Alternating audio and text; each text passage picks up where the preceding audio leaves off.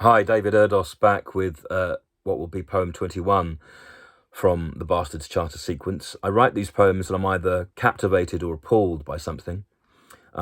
Certainly the pieces on the YouTube channel are to do with the latter, unfortunately, as I react to current affairs and try to express something which I hope is of relevance and resonance. But I do write a lot of other material across the forms. This can be found in Moon Magazine, the International Times, and my books on Amazon, and my work for Bite-Sized Books and the Return to Reason series.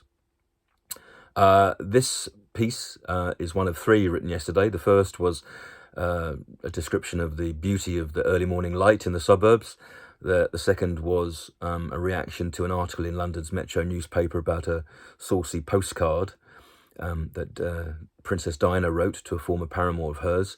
And this is about Suella Braverman's latest outburst. Taking the PIP. She's at it again, as she talks of the English training to be fruit pickers. Surely the pluck of this person is unparalleled. If it wasn't, of course, for her predecessor, who would run for leadership, let her, and we will see both reason and hope duly felled. And so Suella goes on, setting down her numbed numbers, numbed as statistics rather than souls stamp her creed, while defending herself against racist accusation. Braverman braves it. It would seem in so doing that even inhumanity exerts need. The left delivers critique as she forgoes minority bias. But this is not about background, charged as it is, but to do with approach, sensibility, standards, and not the desire to see politics aping showbiz. Yes, the land teems, and yes, some take advantage, but for as many more there is shelter as hell and its handcart push on. But with voices like hers, biting even the prime ministerial hand that returned her, our corral against clamour is easily doused by such song. People are not as they were. The purity of the Windrush generation has been to some extent addled by the clatter of crime from far parts, as so many others obstruct what should be a common care for all people, toppling the landmass so that the unworthy, Suella and co., fume and fart, the indiscriminate odours of hate.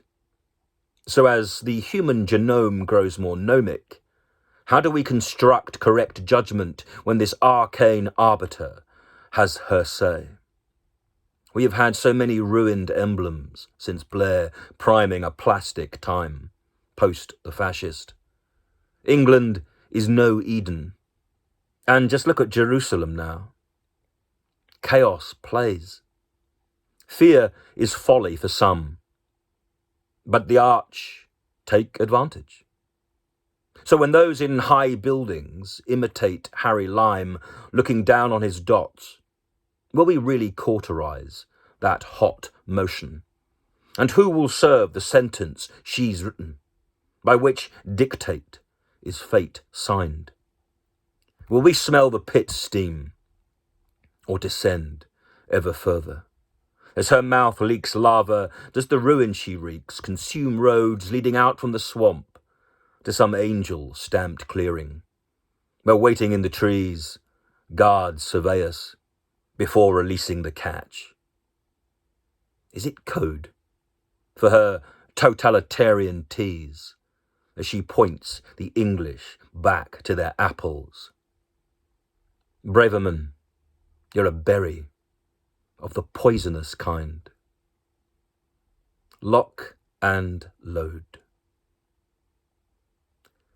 David Erdos, the 17th of May, 2023. And a small correction to the previous poem about the king. It was, of course, the 8th of May, 2023, and not April. Thank you kindly.